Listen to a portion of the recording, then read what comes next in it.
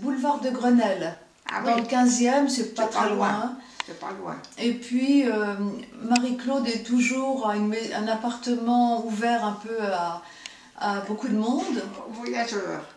aux voyageurs, ça sûrement. Et puis, tous les neveux enfin, les frères et sœurs qui habitent en province, quand leurs enfants viennent à Paris, ou bien les frères et sœurs, les Garneau, quand ils viennent à Paris, ils vont chez Marie-Claude. Ah oui, très bien. Mais quand, par exemple, nos enfants sont venus à Paris, quand nous étions toujours loin finalement, ils ont été parfois temporairement plusieurs mois hébergés chez Marie-Claude. Ah oui, oui, oui. Johan a été chez elle quand il est rentré du service militaire et qu'il a cherché un travail. Philippe a été chez elle quand il est rentré d'Indonésie et en attendant... Ah, il n'était pas au Japon en ce moment. Maintenant, il est au Japon. Ah oui. Mais quand il était parti, après avoir obtenu son diplôme d'ingénieur agronome, il avait son diplôme, donc normalement, il aurait pu chercher faire une carrière. Oui, une carrière normale, habituelle. Mais il est parti faire 2 ans de volontariat en Indonésie. Oui, Et puis au bout de 2 ans, il est rentré. oui, Mais à ce moment-là, il a commencé à chercher un travail. oui. Et en fait, donc, il était à Paris. Nous, à l'époque, on habitait en Alsace. Oui. Mais dans un petit village vraiment perdu en Alsace, près de la frontière allemande. Donc, il a été chez Marie-Claude. Et en fait, il cherchait plus ses recherches d'emploi ne le passionnaient pas du tout. Il pensait beaucoup plus à l'église. Et puis, c'est ce qu'il a fait finalement. Il est rentré au séminaire. Ah oui, oui, oui. Ouais. Oui, oui. Donc, puis Eric, notre plus jeune fils, a maintenant, il a 29 ans. 29 ans, ouais. Lui, il est toujours à Strasbourg, il est chimiste, mais il voudrait faire une formation complémentaire à Paris. Donc là, il a pu mettre ça d'aplomb, il a fait toutes les démarches qui ont abouti. Il est accepté pour une formation à partir du mois d'octobre qui vient là. Oui, oui. Donc il a aussi demandé à Marie-Claude s'il pourrait habiter chez elle pendant ce temps-là et elle a accepté. Donc, voilà. Tu sais que les Millets à Bourg-la-Reine ont une pièce qui est toujours en état où ceux qui peuvent venir, n'ont pas pour un séjour terminé à Paris, peuvent toujours aller chez eux, demander la clé, on leur donne cette pièce qui est toujours en état d'habitation. Ouais. Et qui est à la liberté de ceux qui le leur demandent tout simplement. On leur demande rien du tout, on leur remet les clés, tout est toujours en état, et donc à rendre les clés en y partant. Ah oui. À Bourg-la-Reine, tu sais, dans la grande maison. Bon, la maison, je la connais pas, j'étais allée chez le notaire une fois ou l'autre, mais chez eux, dans la maison à Bourg-la-Reine, je pense pas, je la connais pas. Oui, oui, oui, oui. Mais enfin, je sais qu'ils sont toujours là au même endroit. Oui, c'est ça, ils sont Là où toujours il y a- là, même endroit, et c'est là où justement il y a cette pièce qui est aménagée à la disponibilité des passants de la famille. Ah, c'est bien, c'est sympathique, oui. Et Sœur Blanche, je crois. Oui. Et alors, on lui avait dit, écoutez, et puis alors elle s'est mise à pleurer le jour de Noël parce que sa famille lui manquait. Ouais. Alors on lui a dit, écoutez, non, ce n'est pas, réfléchissez, vous reviendrez plus tard, et si, ou Oui. non. Ils m'ont dit que c'était... Bon, ils ont Et eu puis raison elle aussi. s'est mariée, puis elle a eu la famille que tu connais. Ah ouais.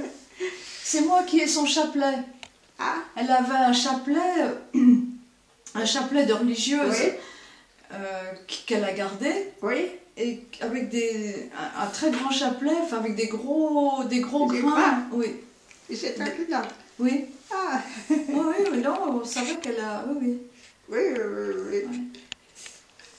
Ah, ben, elle avait pensé tout ça, elle l'imaginait peut-être qu'elle avait une vocation religieuse, et en réalité, on lui a dit, écoutez, réfléchissez, puis vous reviendrez. Et elle s'est mariée, elle a rencontré Jacques Martel. Oui. Et alors, figure-toi qu'à ce moment-là, Jacques ne pensait pas tellement marier. Et Marguerite, il faisait beaucoup de montagnes, tu sais, de Oui, promenades. papa était... Et puis alors, Au moment où elle allait, Marguerite était désolée, alors elle s'est mise à fondre en larmes, alors il a dit oui. Ah oui, parce qu'elle l'avait d'abord rencontré, et puis il a pas eu, comme on dit, le coup de foot qui Non. fait que 3 jours après, par Non, exemple... mais en voyant Marguerite pleurer, alors il s'est décidé, parce qu'il y avait un cœur d'or qu'il a eu toujours, Oui. et pour donc il a dit oui à Marguerite. Ah oui. Mais donc elle avait envie de lui. Comment? Elle avait envie de faire quelque chose avec papa, enfin Ben, de se marier avec lui en fait. avant non, mais c'est que comme il a accepté de l'épouser, bien à ce moment-là, évidemment, ils ont été une famille nombreuse. Oui, oui, oui. Non mais par exemple papa, je sais qu'il y a des filles qui lui ont couru après. Avant qu'il connaisse maman. C'est bien possible. Oui, il s'est marié, il avait 43 ans. Il s'est marié, il avait toute une jeunesse derrière lui, il avait des tas d'amis, il faisait du sport, il faisait des voyages, naturellement, ils avaient des filles dans leur groupe d'amis. Les Viraux étaient dans ce groupe d'amis d'ailleurs. Et puis, ils avaient son cousin qu'il aimait beaucoup, Mourla, qui était aussi dans ce groupe, avec qui il faisait du canoë, il faisait du ski, il faisait des croisières, bon. Et je sais que, par exemple, il y avait une femme qui était dans le groupe, enfin pour faire du canoë, il y avait une ou deux femmes que maman n'aimait pas beaucoup. Et ça, on a su. Il y en avait une, notamment, qui plus tard avait une maison dans un village voisin de Muy. Et il se trouve qu'on l'a rencontrée à la messe une fois ou l'autre. Et c'était une Madame Folcher. Madame Folcher, son nom. Folcher, oui, je me souviens très bien, parce que souvent, Madame Folcher recevait des enfants en vacances. Non, là je pense que c'est... Enfin, nous on les a pas connus autrement. Et Folcher, elle a épousé quelqu'un qui lui a donné ce nom-là, en fait. Folcher. Oui, ou je ne sais pas si vous avez connu. En tout cas, cette Madame Folcher, on a su qu'elle avait couru après papa quand ils étaient jeunes. Il y avait une demoiselle Ayala. Ayala, qui avait espéré que papa allait l'épouser. Et papa n'a pas voulu. Et alors, avec maman, Ayala, c'était le champagne. Alors, papa aurait peut-être eu une vie très facile avec... en épousant une héritière de Champagne. Mais non, il n'a pas voulu. Et maman, papa nous a dit qu'il s'était décidé, ou il avait compris qu'il voulait fonder une famille avec maman, en fait, l'épouser donc.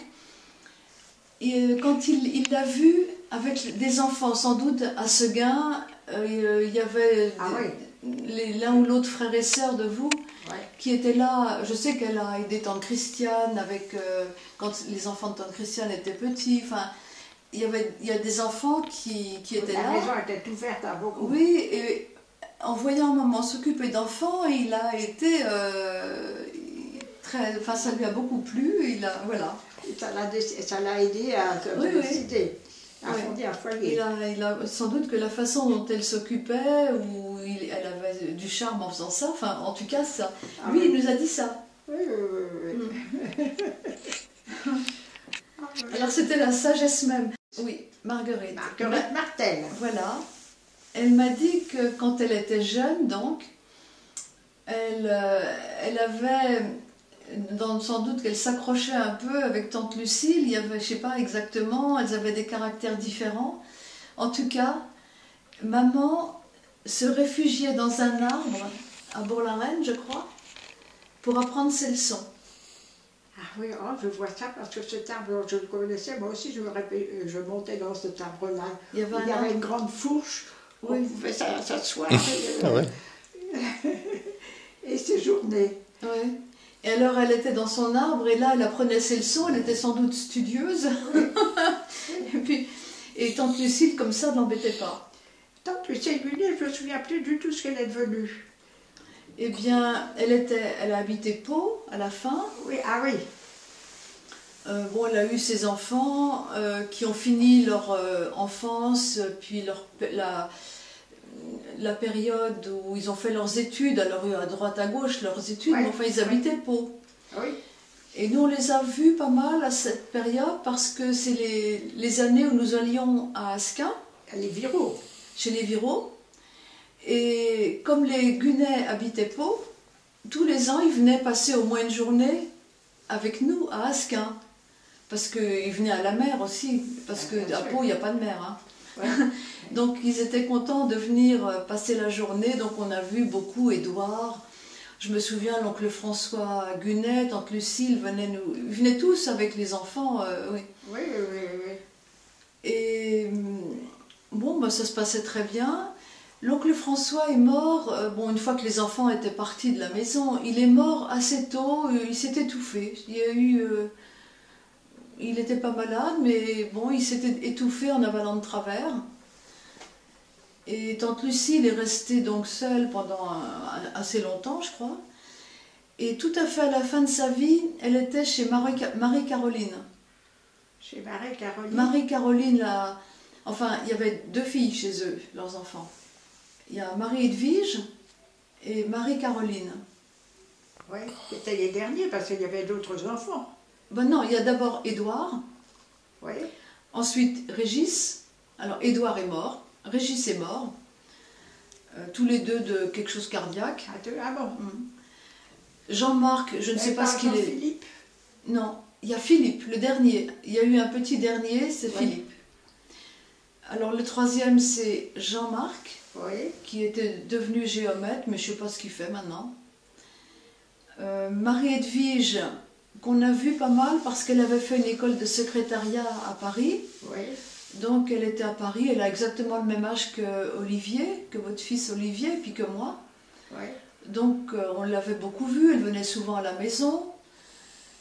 Et puis elle avait épousé un Américain. Et puis quelque temps plus tard, elle ne pouvait plus supporter les États-Unis, elle l'a quitté, elle est revenue en France avec sa fille Paulette. Non, alors Marie-Edwige, elle a un destin assez triste, je ne sais pas ce qu'elle fait maintenant. Je ne sais même pas si elle est encore en vie. Oui. Mais c'est tante Lucille qui a élevé la petite fille. C'est Lucille. La fille de Marie-Edwige s'appelait Paulette. Il Ouais. paraît que Marie-Claude l'a vue, je crois. Elle est très, très bien. Elle est bien, bien dans sa peau, elle est équilibrée. Mais je ne sais pas ce qu'est devenue Marie-Edwige. Elle était, après ça, elle s'était mise en ménage avec un arabe, je crois, un marocain. Et elle faisait de la peinture, mais des choses un peu dures à voir, je crois. Enfin, d'après Caroline. Comment dirais-je, hétéroclite. Non, des choses, vous savez, elle a tous ses problèmes intérieurs, elle les mettait dans ses tableaux, quoi. Oui, Ouais. oui. Et Marie-Edwige, donc. Ensuite, il y a Caroline, ou Marie-Caroline, qui avait fait, qui est devenue professeure de dessin et qui a épousé un sculpteur russe.